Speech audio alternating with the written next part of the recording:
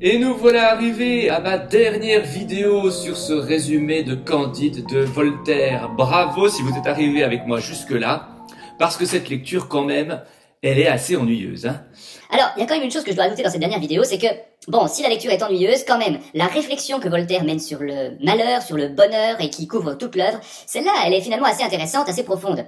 Et puis, je rappelle également qu'étudier un texte de Voltaire vraiment dans sa précision, ça peut être intéressant, parce qu'il y a des petits mécanismes qui sont assez intéressants à étudier dans le style.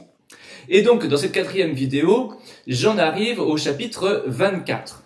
En abordant en Angleterre, Candide voit un amiral se faire tuer pour une question complètement arbitraire. Il en est choqué et veut partir au plus vite. Après 2 jours, il se rend donc à Venise, tout content de pouvoir y retrouver Cunégonde. Parce que Venise, c'est là où il avait dit à Cacambo qu'il l'attendrait, et Cacambo est censé aller chercher Cunégonde au Brésil. Mais celle-ci n'est pas arrivée apparemment. Martin, pessimiste, pense que Cacambo s'est enfui avec l'argent. Et Martin, je vous rappelle aussi que c'est le philosophe que Candide a engagé et avec qui il a discuté un peu tout le temps, et Candide est plutôt optimiste et Martin plutôt pessimiste. Candide veut montrer à Martin qu'il ne faut pas être pessimiste. Il repère un couple fait d'une jeune femme et d'un moine sur la place qui ont l'air tout à fait heureux. Mais en fait, il s'agit de Paquette.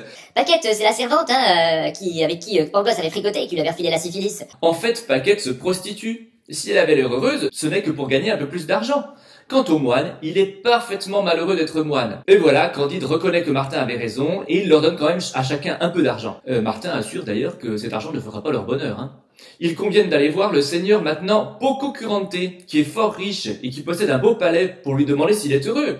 Candide dit, lui il est forcément heureux. Au chapitre 25, on voit ce Pococurante qui peut pourtant jouir des objets et divertissements les meilleurs et qui critique tout.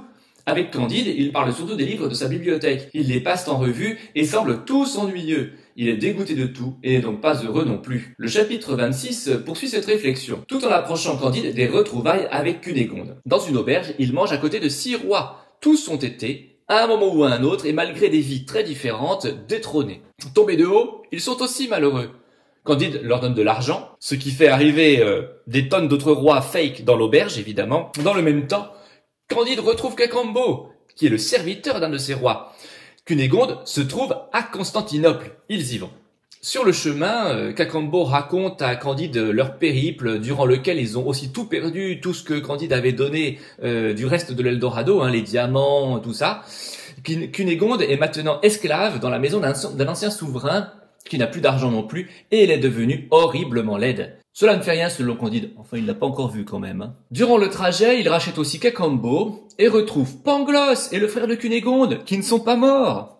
Encore une fois. Franchement, s'il y a une chose que je déteste quand même, c'est ces sortes de rebondissements foireux.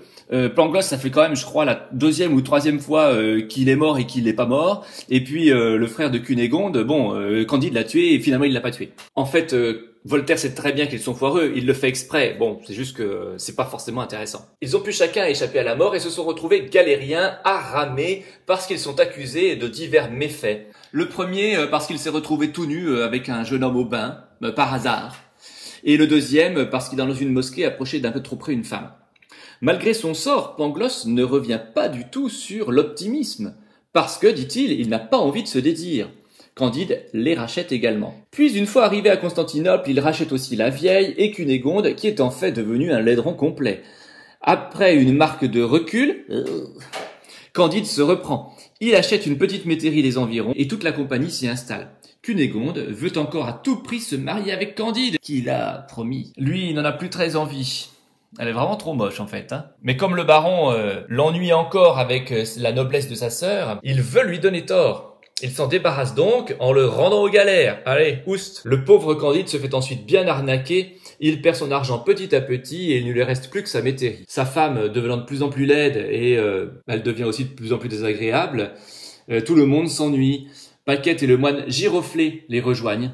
Ils ont perdu assez rapidement l'argent qui leur avait été confié. Martin avait donc encore une fois raison. Candide finit par rencontrer un musulman assez religieux qui habite dans les environs et qui lui explique qu'il ne s'intéresse pas du tout au monde qui l'entoure, sauf à son jardin, qu'il cultive avec rigueur et dont il vend juste les produits. Il ne s'ennuie donc pas, il est heureux. D'où la morale de la fin du conte, il faut cultiver son jardin. Tout ça pour ça.